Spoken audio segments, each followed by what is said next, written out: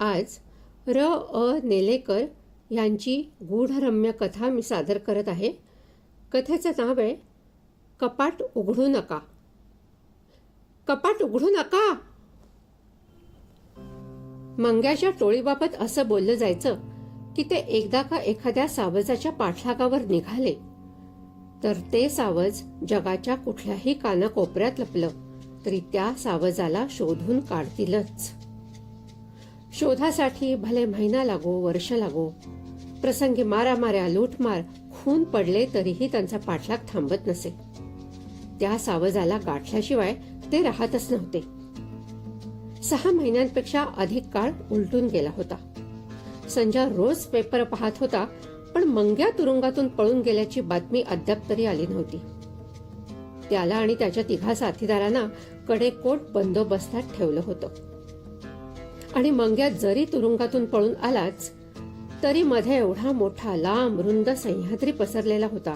निबिड जंगलं होती. वाटेत अनेक गावं, शहरं, खेडी होती.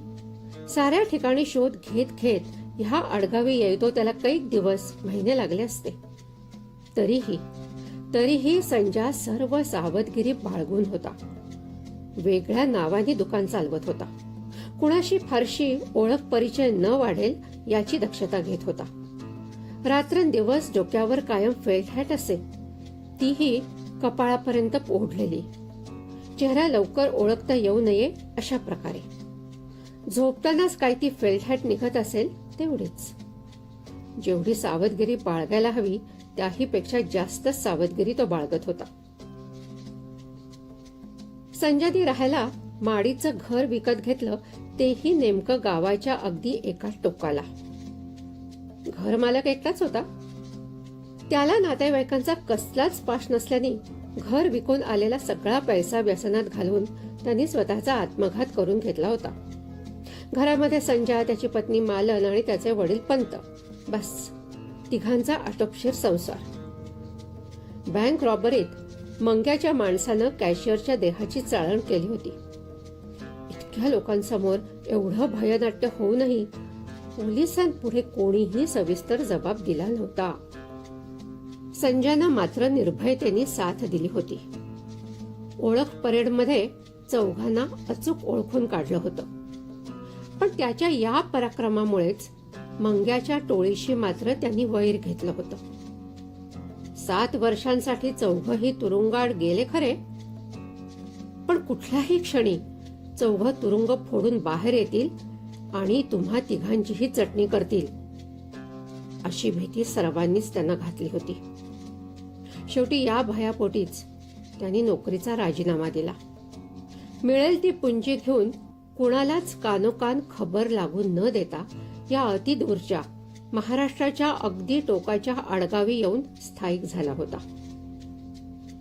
6 महिन्यांचा कालावधी उलटून गेला तरी मंग्याच्या टोळीची भीती त्याच्या मनातून गेली नव्हती. सावधगिरी पूर्वीसारखीच बाळगून होता. बाजारपेठेतली आपली पानाची गादी दुपारी बंद करून संजय जेवायला घरी आला. मालननं नेहमीचीच तक्रार केली. मामांजींना समजावून सांगा ना तुम्ही. घर मालकाने निक्षून सांगितलं आहे ना कपाट उघडू नका म्हणून, तरीही ते दिवस रात्र उघडण्याचा खटाटोप करत असतात. जाऊ दे मालू. अगं ते कपाट चावीनेच काय, पण कुठल्याच हत्याराने उघडणार नाही. सुरुवातीला संजयनंही कपाट उघडून पाहण्याचा निष्फळ प्रयत्न करून पाहिला होता. त्याच्या कुठल्याच प्रयत्नाला कपाटांनी दाद दिली नव्हती. त्यावरून ते कुणालाच उघडता येणार नाही अशी त्याची खात्री झाली होती. आपल्या घरातल्या कुठल्याच चाव्या लागत नाहीत हो. पण आज मामनजी दुपारी एका भंगारवाल्याला घेऊन आले. त्याच्याकडे लहानापासून विधभर लांबीपर्यंत जुन्या पाण्या शेकडो चाव्यांचा जुडगा होता. त्या सगळ्या चालवून पाहिल्या, पण त्यातली एकही लागली नाही. मालू ऐक, एक ना एक दिवस मी ते कपाट उघडीनच उघडीन. दादरावरून खाली येत पंत म्हणाले. बाबा, कशाला तुम्ही त्रास करून घेता? घर मालकांनी मरण्यापूर्वी बजावून सांगितलं होतं ना कपाट तेवढं उघडू नका म्हणून. संजय, तू शांत राहा. कपाटामध्ये काही जंगली श्वापदं किंवा भूतखेतं कोंडून ठेवलेली नाहीयेत. मला वाटतं त्याच्यामध्ये मौल्यवान चीज वस्तू असते. हिरे, माणकं, सोन्या चांदीच्या दागिन्यांनी भरलेल्या पेट्या. हो ना? काहीतरीच मामंजी तुमचं, मालू उपरोधकपणे म्हणाली. ते विसरा आता मामंजी, चला हातपाय धुवून घ्या, मी ताटं वाढतीये. संजा पाटावर बसला. पंतही हातपाय धुवून पाटावर बसले. दागदागिने, पैसा अडका काही नसेल त्यात. मला वाटतं त्यात अमूल्य अशी दुर्मिळ ग्रंथसंपदा असेल, पोथ्या पुराण असतील. मला ते उघडून पाहायलाच हवं. बाबा, असं काही नका करू, अहो निष्कारण संकटात पडाल, संजा म्हणाला. रात्री बऱ्याच उशिरा मालू जागी झाली. तिने संजाला हलवून जाग केलं. अहो उठा, माडीवर कोणीतरी आहे. संजा ताडकन उठून बसला. उषाची फेल्टहॅट घेऊन आधी डोक्यावर दाबून बसवली. त्यांनी मालूकडे पाहिलं. तिचा चेहरा पांढुरका पडला होता. डोळे भयानं विस्फारले होते. मालू, काय झालं? माडीवर कोणीतरी आहे. एक तीक्ष्ण भय शहारा त्याच्या मणक्यातून पाठीपर्यंत सळसळत गेला. कोण आहे? मला काय ठाऊक? त्यांनी कानोसा घेतला. सर्वत्र शांत शांत होतं. कुठे चिटपाखरूही चिवचिवत नव्हतं. असाच काही काळ गेला. शांततेत काहीच विघ्न आलं नाही. उगाच घाबरवलंस मला, झोप. मालूनी तोंडावर बोट ठेवून गप्प राहण्याचा इशारा केला. आता ती जास्तच भेदरल्यासारखी दिसू लागली. तिने संजाचा हात धरला. तिचे हात कापत होते. ऐका, काहीतरी खसपसण्याचा आवाज ऐकू आला आणि त्याच्याही हातापायात कंप भरला. बघून या जा, मालू खुसपसली. तो दचकला. मी मी मी नाही जाणार. बाबांना हाक मार. मामंजींना नका उठू, तुम्ही या पाहून. मला भीती वाटते, त्यांनी तक्रार केली. पुरुषासारखे पुरुष असून काय भीता हो? चला, मी येते तुमच्या बरोबर. संजा काकू करू लागला. एखादा दगड जमिनीवरून पुढे मागे सरकवावा तसा आवाज आला. भीतीनं तिने संजाला मिठी मारली. तिला पाठीवर थोपटून संजाने तिला धीर दिला. उसने अवसानानं उठला. थांब, पाहूया. दोघेही एकमेकांना आधार देत दादराकडे आले. पंतांची खोली बंद होती. दाराच्या फटीतून आतल्या झिरो बल्बचा मंद प्रकाश दिसत होता. दादराच्या पहिल्या पायरीवर पाय ठेवला खरा, पण पुढच्या पायरीवर पाय उचलून ठेवण्याचं धैर्य होईना. मालू मागून ढकलू लागली तेव्हा कुठे तो दुसरी पायरी चढला. तीही त्याच्याबरोबर वर निघाली. वर आवाज होत होते, पण दोघे मुळीच आवाज न होईल याची दक्षता घेत इंचा इंचानं वर सरकत राहिले. काही वेळ शांतता पसरली. नंतर परत दगडावर दगड घासल्यासारखा आवाज येऊ लागला. कंठाशी प्राण आणून कसे बसे दोघही वरच्या पायरीपर्यंत आले आणि दोघांनीही एकाच वेळी डोकी उंचावून पाहिलं आणि सुटकेचा दीर्घ सुस्कारा टाकला. मंद दिव्याच्या प्रकाशात पंत शेजारी अनेक आकाराच्या लहान मोठ्या चाव्यांचा ढीग घेऊन बसले होते. कांशीनं घासून चाव्यांना विशिष्ट आकार देण्याचं काम चाललं होतं. दिवस जात होते. आणखीन 2 महिने उलटले. संजा काळजीपूर्वक प्रत्येक वृत्तपत्र चाळत होता. मंग्या शिपायांच्या हातावर तुरी देऊन निसटल्याची बातमी अजून तरी प्रकाशित झाली नव्हती ना तशी अफवाही पसरली होती. संजा मालूला मंग्याची काळजी होती तर पंतांना कपाट कसं उघडेल याची. दिवस रात्र त्यांचा खटाटोप चालूच होता.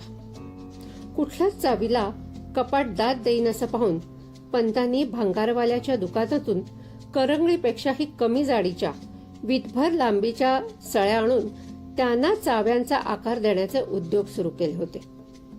मालू संजानं कितीही वेळा सांगितलं तरी पंत त्यांच्या सांगण्याकडे काना डोळा करत राहिले. असेच दिवस जात होते. मंग्याची बातमी कळत नव्हती की पंतांना कपाट उघडता येत नव्हतं. दुपारी संजानी टपरी बंद केली आणि जेवायला घरी आला. मालू त्याचीच वाट पाहत होती. हातपाय धुवून घ्या, मी मामंजींना बोलवते. बाबा बागेत गेलेत का? नाही, बागेत कशाला जातील? त्यांचे नेहमीचा उद्योग कपाट उघडण्याचा. ते काही उघडायचं नाही. आणि मी कपाट उघडलं सुद्धा. पंत उड्या घेतच दादरावरून खाली येत म्हणाले. काय सांगताय मामंजी? खरंच उघडलं कपाट? मग मी काय खोटं सांगतोय की काय? संजाला तर खरंच वाटेना. त्यांनी ही कपाट उघडण्याची कोशिश करून पाहिली होती पण ते कधीच उघडता येणार नाही अशी त्याची खात्री झाली होती. बाबा घर मालक म्हणाला होता कपाट उघडू नका आणि असंही म्हणाला होता की ते कोणीच उघडू शकणार नाही. संजा, या जगामध्ये अशक्य असं काहीही नाही. फक्त श्रम घ्यायला हवेत.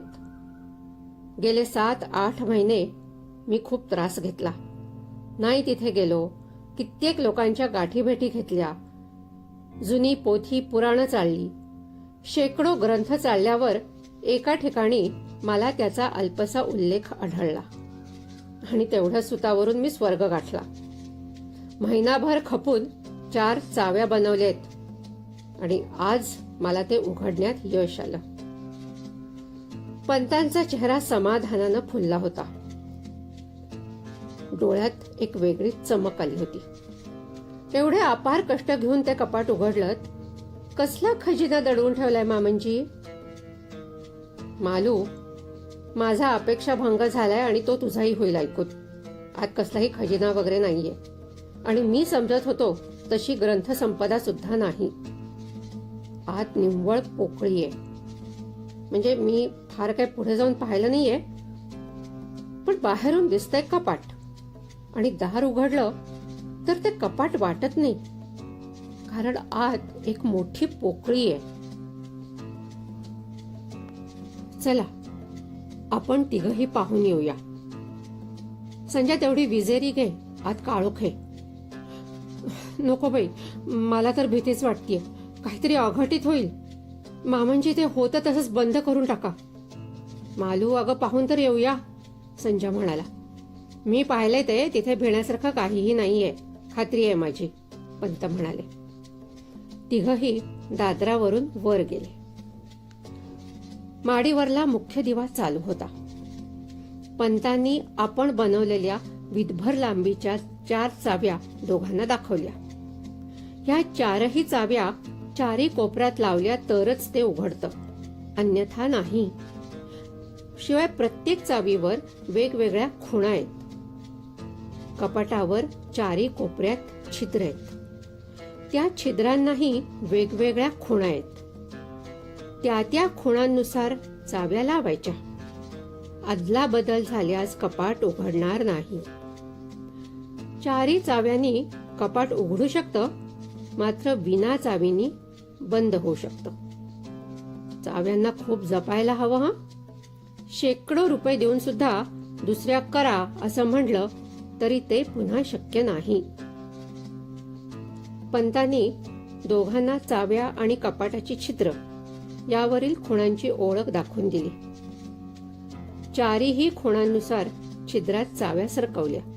नेहमीच्या कुलपाप्रमाणे फिरवल्या नाहीत. 4ही फिट केल्यावर क्रमाक्रमानं आत ढकलल्या आणि कपाटाचं दार उघडलं गेलं. दोघेही शहारले. खोलीत भरपूर प्रकाश होता तरीही कपाटामध्ये मिट्ट काळोख होता. संजानं विजेरीचा झोत आत टाकला पण फारसं काही दिसलं नाही. पंतांनी मागचा पुढचा विचार न करता आत पाऊल टाकलं सुद्धा. बाबा बाबा थांबा. पंत थांबले नाहीत. ते काळोखात गेले. संजा त्यांना साथ घालत पाठोपाठ गेला. भयचकित झालेली मालू सुद्धा अनवधानानं अहो अहो काय करताय असं म्हणत आत गेली. गच्च काळोखात काहीच दिसत नव्हतं. पायाखाली गार ढोण वाळू तेवढी जाणवत होती. चालताना ती चर चर वाजत होती. आवाजाच्या दिशेने मालू पुढे झाली आणि तिने संजाला गाठलं. त्याचा हात ओढून त्याला थांबवलं. कुठे चाललात तुम्ही? परत चला. संजा थांबला. बाबा पुढे गेलेत. येतील ते.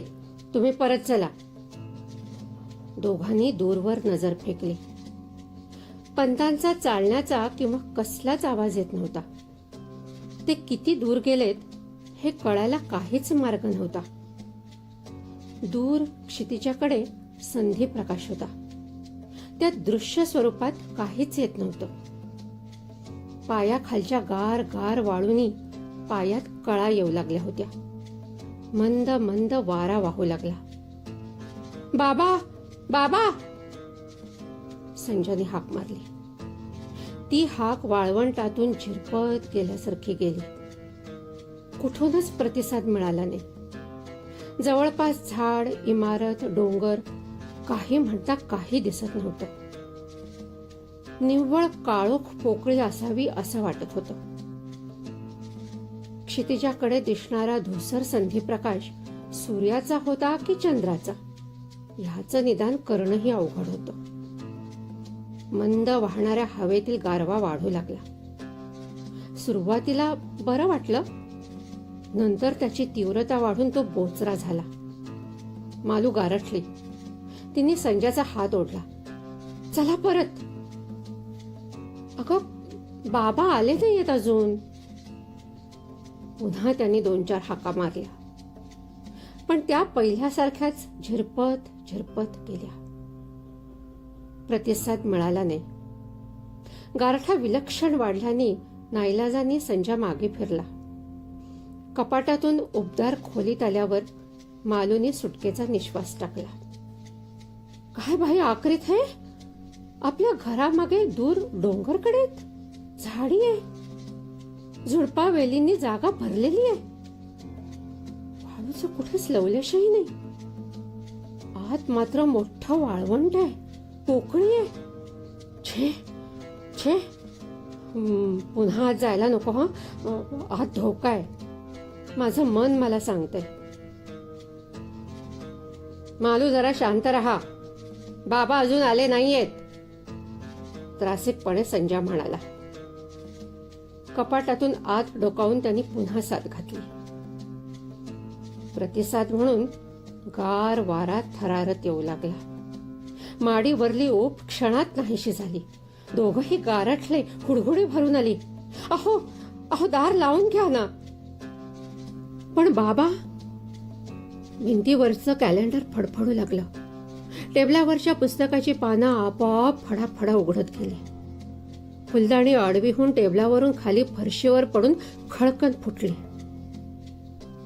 दार बंद करा ना. मालू ओरडली. अगं पण बाबा. तोवर गारठून मरून जायची वेळ येईल. दार बंद करा. मामाजी आले की उघडू मग. गारठा विलक्षण वाढला. मोठ्या अनिच्छेने संजा दार बंद करायला पुढे झाला. वाऱ्याच्या झोताना त्याची हॅट उडाली. मालूने ती अलगद पकडली. दार बंद करताच खोलीत हळूहळू ओब येऊ लागली. संजाला हॅट द्यायला ती पुढे आली आणि त्याला मिठी मारली. नको बाई इथे राहायला. ही जागा चांगली नाही. आपण दुसरीकडे राहायला जाऊ. संजा तिला थोपटत म्हणाला. हे बाबांना येऊ दे. मग आपण काय करायचं ते ठरवू. मी दार उघडू का? नको. मुळीच नाही उघडायचं. अगं पण बाबा. तेवढ्याच दारावर थाप पडली. संजा मी आलोय. दार उघड. संजा दार उघडायला गेला खरा पण ते उघडेच ना. जाम बंद झालं होतं. गोंधळून त्यांनी तिच्याकडे पाहिलं. तिने भिंतीकडे इशारा केला. खुंटीला चाव्या लटकत होत्या. तत्परतेने खुणांनुसार चाव्या लावून क्रमानं प्रेस केल्या. दार उघडलं गेलं.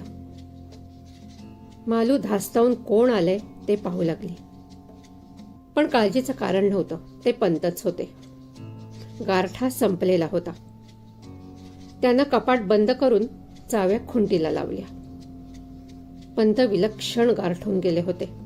त्यांचं सर्वांग थरथरत होतं. भीतीने का गारठ्यानी सांगणं कठीण आहे. कपडे केस अस्ताव्यस्त विस्कटलेले होते. बाबा, काय झालं? कुठे गेला होतात? आम्ही किती घाबरून गेलो होतो. मला खूप भूक लागलीये. चला आपण जेवूया. तुम्हाला किती हाका मारल्या पण तुम्ही ओ दिली नाही. जेवताना संजय म्हणाला. हो का? पण मला एकही ऐकू आली नाही. इतका वेळ मामंजी तुम्ही होतात तरी कुठे? विलक्षण, अगदी विलक्षण अनुभव म्हणायचा हा संजय. मी कल्पना केली तशीच आत अनंत पोकळी आहे. पायाखाली निव्वळ वाळवंट. वाळू सुद्धा फ्रीज मधून काढल्यासारखी गार ढोण. डोळ्यांमध्ये बोट घातली ना तरी दिसणार नाही असा काळोख. मात्र दूर क्षितिजाकडं धुसर संधी प्रकाश आहे. त्या प्रकाशात सर्वत्र पोकळी असल्याचं जाणवत होतं. झाडं झुडपं डोंगर काहीही नाही. मी थोडा पुढे गेलो आणि वाऱ्याच्या झोताना हेलपाडत बराच पुढे ढकलला गेलो. मला माघारी वळताच येईना असा वारा. मी पुढे गेलो आणि समोर पाहिलं. वारा जरा थांबला होता. दूर क्षितिजाजवळ धुसर प्रकाश दिसत होता. तिथे आकाशात एक काळा ठिपका दिसला मला. ढग वगैरे असेल अशी कल्पना, पण नाही. ठिपका हळूहळू मोठा होत गेला. मला त्याची हालचाल जाणवू लागली आणि मग लक्षात आलं तो ठिपका मोठा होत नव्हता, वेगाने माझ्या दिशेने येत होता. आणखीन जवळ आल्यावर त्याच्या राक्षसी पंखांची फडफड ऐकू आली. खरा एवढ्या आकाराचं ते गिधाड होतं. दोन्ही पंख झोपडीच्या 2 छपरांसारखे विशाल होते. त्याच्या पंखाच्या फटक्यानं सिमेंट कॉन्क्रीटची मजबूत इमारत सुद्धा जमीनदोस्त झाली असती. त्या पंखाच्या फडफडण्याच्या निव्वळ आवाजाने कानाचे पडदे फाटतील की काय म्हणून मी कानात बोट घातली. ते गिधाड माझ्या डोक्यावरून वारा कापीत गेला असावं, पण मी त्याच्या वेगाने मात्र साफ आडवा झालो. थोड्या वेळाने उठून पाहू लागलो गिधाड कुठे गेलं ते, पण काळोखात काहीच दिसेना. क्षितिजाजवळ आकाशात 2 बारीक ठिपके मात्र दिसले. मग मात्र मी थांबलो नाही. देवाचा धावा करत परत आलो. नशीब बलवत्तर म्हणून वाचलो. बाबा त्या चाव्या आता प्रथम नष्ट करून टाका. पुन्हा त्या कपाटाच्या वाटेला जाऊ नका. हे कपाट कुणी बनवलंय कुणालाच ठाऊक नाही. कदाचित मालकालाही ते ठाऊक नसेल. त्यानेही उघडण्याचे हर तऱ्हेचे प्रयत्न करून पाहिले असतील, पण त्याला ते शक्य झालं नसेल. आणि मुळात हे कपाट नाहीच.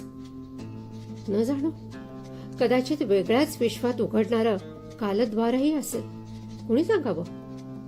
एकदा आत गेलं आणि दार बंद झालं तर मला नाही वाटत आतली गिधाडं त्याला जिवंत सोडतील म्हणून. मामांजी त्या चाव्या नष्ट करून टाका. विषयाची परीक्षा पाहायला नको, मालू म्हणाली. बाबा मला वाटतं आपण दुसरीकडे राहायला जाऊ. थांबा, आता काही विचार करू नका. कपाटातून आत जाणं धोक्याचं आहे हे मी जाणतोच, पण चाव्या लावल्याखेरीज कपाट बॉम्ब लावला तरीही उघडणार नाही हे ठाऊक आहे ना तुम्हाला. मग भीती कशाची? मग त्या चाव्या तरी नष्ट करून टाका. एवढ्या परिश्रमानं मी त्या तयार केल्यात आणि त्या सहजासहजी नष्ट करून टाकू? बाबा, चाव्या हाताशी असल्या तर कुणी लहान मुलगा सुद्धा कपाट उघडू शकेल ना. हा, मग ठीक आहे, आपण चाव्या बंदोबस्तात ठेवू. पण हवेतच कशाला त्या? आपण पुन्हा काही आत जाणार नाही आहोत, संजा म्हणाला. संजा, हा सापळा आहे. विचार कर, सापळ्याची चावी असल्यावर आपण एखाद्या संकटाला सापळ्यात अडकून ठेवू शकतो किंवा आपण सापळ्यात राहून संकटापासून मुक्तता करून घेऊ शकतो. हाच सापळा आपल्याला वरदान ठरेल. म्हणजे मी नाही समजलो. इतक्यात विसरलास? मंग्याचा लौकिक तुला ठाऊक नसेल कदाचित, मला ठाऊक आहे तो. एक ना एक दिवस भुकेल्या लांडग्यागत मंग्या वास काढत येईल आणि त्याच वेळी हा सापळा आपलं रक्षण करेल. बाबा, म्हणजे तुम्हाला असं तर म्हणायचं नाही की? बरोबर, अगदी अचूक ओळखलंस. मंग्या म्हणतात त्याला. त्याचं सावज जगाच्या कुठल्याही कोपऱ्यात जाऊन का बसेना, तू शोधून काढेलच. लौकिक आहे त्याचा. दोघही कावरे बावरे झाले. माझा ऐकणार असाल तर माझ्या डोक्यात एक प्लॅन आहे. मंग्याच्या टोळीपासून वाचण्याचा तेवढा एकच मार्ग शिल्लक राहतो. मालूंनी तिची आणि संजाची भांडी बाजूला सारली. सांगा मामंजी. वृत्तपत्रात बातमी आली नाही तरी कुठल्याही भ्रमात राहू नका. आज ना उद्या ती टोळी तुरुंग फोडून बाहेर पडेल आणि शोध घेत येईल.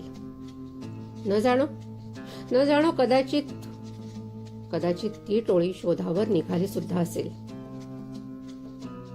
दोघेही नवरा बायको अनामिक भीतीने हादरले. तो मालूकडे पाहत म्हणाला, मालू, पुढलं दार नीट बंद केलेस ना ग? मालू उत्तर देण्यापूर्वीच पंत म्हणाले, असली दारं मंग्या तर निव्वळ लाथेने उघडतो. मग त्याला तुम्ही 10 कुलपं का ठोकली असेनात?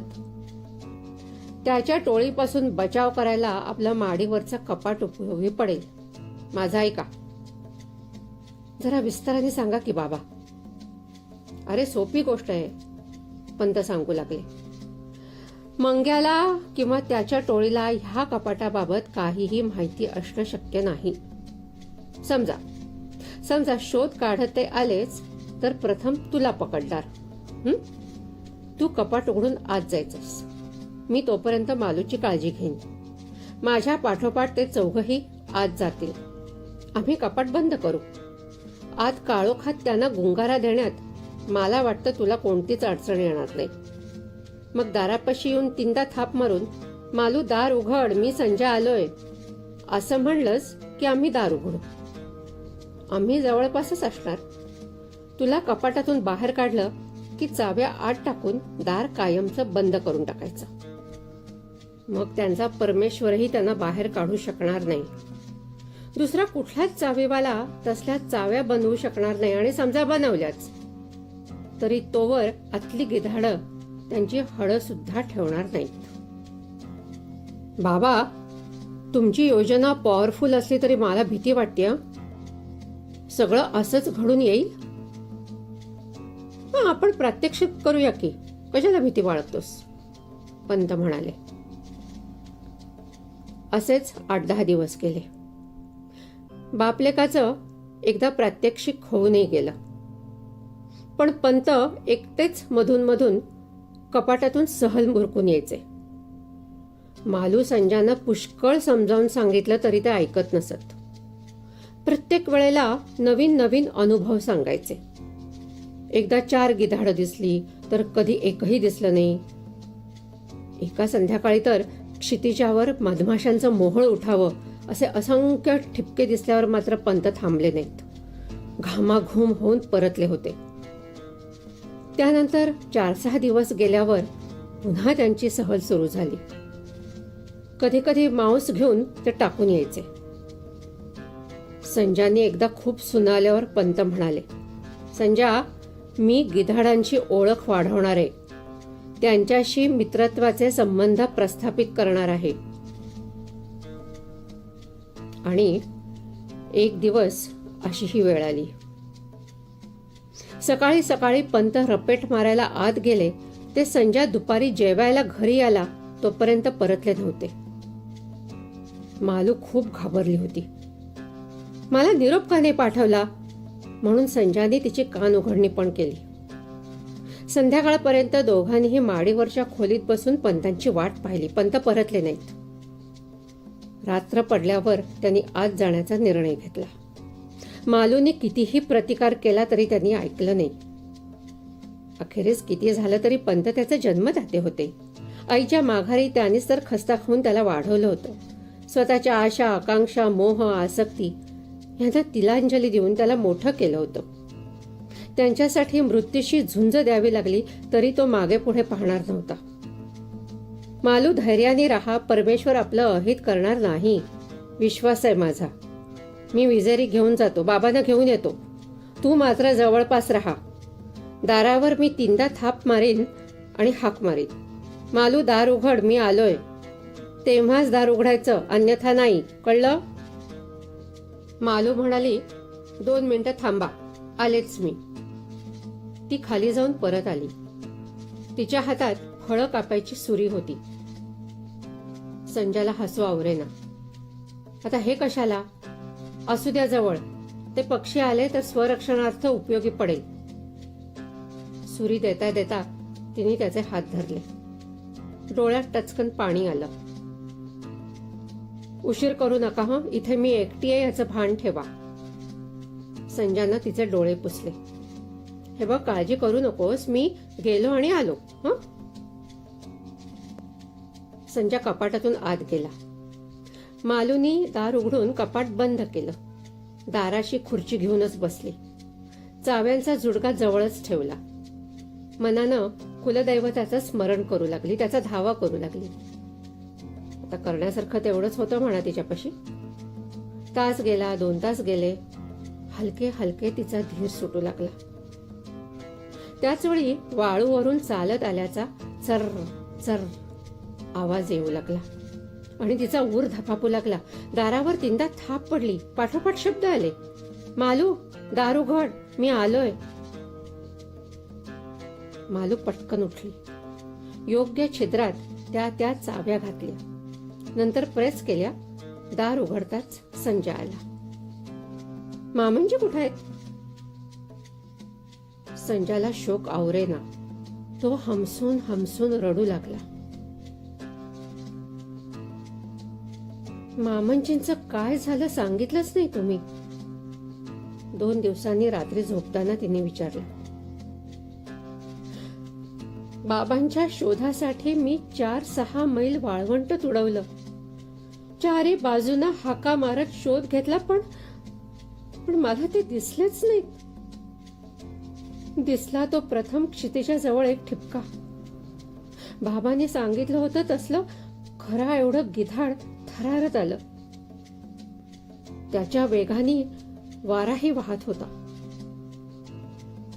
ते माझ्या डोक्यावरून उंचावरून गेलं. तसा त्या झोताने मी वाळूत आडवा पडून हेलपाडत गेलो. वरून खूप गिधाड घिरट्या घालत असावीत. काळोखात मला मोजता नाही आली. 1-2 कर्कश आवाजात चित्कारत होती. त्या आवाजाची तीव्रता सर्वसामान्य मनुष्य ग्रहण करूच शकणार नाही. फार भैरा होईल. मी कानात बोट घातली तर कानाचे पडदे फाटतील असं वाटत होतं. मला त्यांच्याशी काही कर्तव्य नव्हतं. मला बाबांचा शोध घ्यायचा होता. अंधुक अंधुक उजेड दिसू लागला किंवा काळोखाला माझे डोळे सरावले असावेत. मग मला बाबा दिसले. मग का नाही आणलं त्यांना? कसं आणू त्यांना? ते फारच थोडे उरले होते ग. त्यांच्या अंगावर कपडे नव्हते की मांस नव्हतं. फक्त सांगाडा उरला होता. चेहऱ्यावर थोडं थोडं मांस आणि त्वचा तेवढं शिल्लक होतं. मी त्यावरून त्यांना ओळखलं. आई ग. आणि मग मी खूप भ्यालो होतो. तरीही बाबा बाबा म्हणून त्यांना हाका मारल्या, पण त्यांनी माझ्याकडे वळून नाही पाहिलं. ते तसंच तरंगत वाऱ्यावर हेलकावत निघून गेले.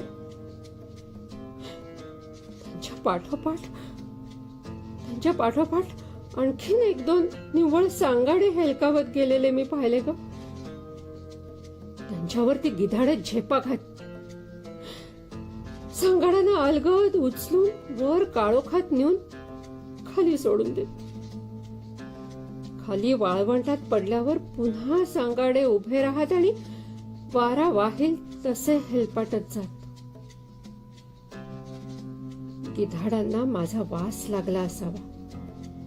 ते इकडून तिकडे झपाटा मारून माझा शोध घेत होते. मी थांबलो नाही मग. पण बाबांना नाही आणू शकलो. पुढे संजयला हुंका आवरेना. मालू त्याला बिलकली. त्या रात्री खूप उशिरापर्यंत झोप लागलीच नाही त्यांना. झोप लागायच्या वेळेसच दारावर थाप पडली. मालू पटकन उठली. मामांजी आले वाटतं. संजय जागा झाला. उषाची हॅट घेऊन डोक्यावर कपाळापर्यंत ओढून बसवली. अगं मालू, कपाटाचं दार नाही वाजत आहे, घराचं पुढचं दार वाजतंय. हो उठा ना मग, बघा ना कोण आलंय ते. मंग्याची टोळी तर आली नसेल. बाई काही अशुभ बोलताय तुम्ही. संजयनं दिवा लावला. धडधडत्या काळजानं दारापाशी गेला आणि उसनं अवसान आणून आवाज चढवून विचारला, कोण आहे? अरे संजा, मी तुझा दोस्त दत्ता फाळके आलोय. बाहेरच्या आवाजाने ओळख दिल्यावर कुठे संजयचं चित्त ठिकाणावर आलं. दत्त्या, अरे इतक्या रात्री कसा रे? असं विचारत संजयनी दाराचा कडी कोयंडा काढला. दार उघडण्याचे श्रम घ्यावेच लागले नाहीत त्याला. दार ढकलूनच मंग्या आणि त्याचे तिघे साथीदार आत घुसले. संजय, आम्हाला चुकून तू मातीत गेला असतास ना तरी तुला उकरून काढला असता.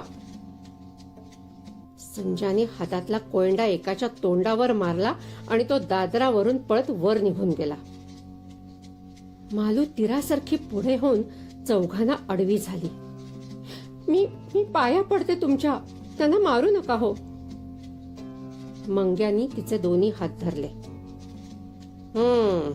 मालू, अजूनही पहिल्यासारखी छान टवटवीत आहेस ग. पण अगोदर संजयचा समाचार घेऊ देत, मग सावकाशीने तुझ्याकडे पाहीन. तिला ढकलून तो दादरावरून वर गेला. त्याच्या पाठोपाठ तिघही गुंड वर निघून गेले. माडीवर मोठी झटापट आदळापट झाली. मालू भयानक कापू लागली. हातापायातली सारी शक्ती संपल्यासारखी खाली कोसळली. आता माडीवरची गडबड थांबली होती. सर्वत्र शांतता होती. मालू उठली. दादरावरून वर गेली. तिथे कोणीच नव्हतं. कपाटाचं दार सताड उघडं होतं. मंद मंद वारा वाहत होता. लटपटत्या पावलानं ती कपाटाकडे गेली. आत डोकावून पाहिलं. मिट्ट काळोखाखेरीज काहीच दिसत नव्हतं. जवळच चाव्यांचा जुडगा पडला होता.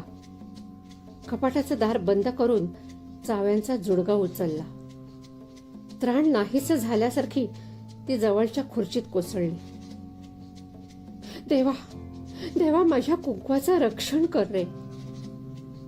ती कुलदैवताचा धावा करू लागली. अनेक वेळा सराव केला होता, पण प्रत्यक्षात वेळ आल्यावर मात्र तिचं अवसान राहिलं नव्हतं. जसजसा वेळ जाऊ लागला तसतसा तिच्या हृदयाचा ठाव सुटू लागला. सरावाच्या वेळेला संजय फार तर 10 मिनिटातच परत यायचा, पण आता अर्धा पाऊण तास होत आला तरी तो परतला नव्हता. काय झालं नि काय नाही, तिच्या मनात नाना शंका कुशंका जन्म घेत होत्या. तिथून ती कुठे जाऊ पण शकत नव्हती. तिचं सर्वस्व कपाटाआड गेलं होतं. त्याची वाट पाहत थांबणं भाग होतं. वाळूचा चर चर आवाज आला आणि ती झटका बसल्यासारखी उठून उभी राहिली. दारावर 3दा थाप पडली. मालू, मी संजा आलोय, दार उघड. चाव्या लावून तिने दार उघडलं. प्रथम हॅटचा कोपरा दिसला, मग संजा दिसला. आवेगाने तिने त्याला मिठीच मारली. दाटून आलेल्या हुंदक्याला वाट करून दिली. मालू, रडण्याची वेळ नाहीये. चाव्या कुठे आहेत? चाव्या कपाटालाच होत्या. त्या काढून 4ही चाव्या आत टाकून त्याने कपाट कायमचं बंद करून टाकलं. ते चौघेही आतच राहिले ना? मालूने विचारलं. ते आता कधीच परत येऊ शकणार नाहीत. पण मालू, माझी धोका पत्करण्याची इच्छा नाही. हे बघ, जरुरीप्रमाणे सामान घे आणि इथून जितक्या लवकर दूर जाता येईल तितक्या दूर जाऊया. मग मालूनी वेळ लावलाच नाही. आवश्यक तेवढं सामान घेऊन काळोखातच त्यांनी रेल्वे स्टेशन गाठलं होतं. दूर जाणाऱ्या एक्सप्रेसमध्ये तिकीट काढून बसले. गाडी धावू लागली. दिशा उजळू लागल्या होत्या.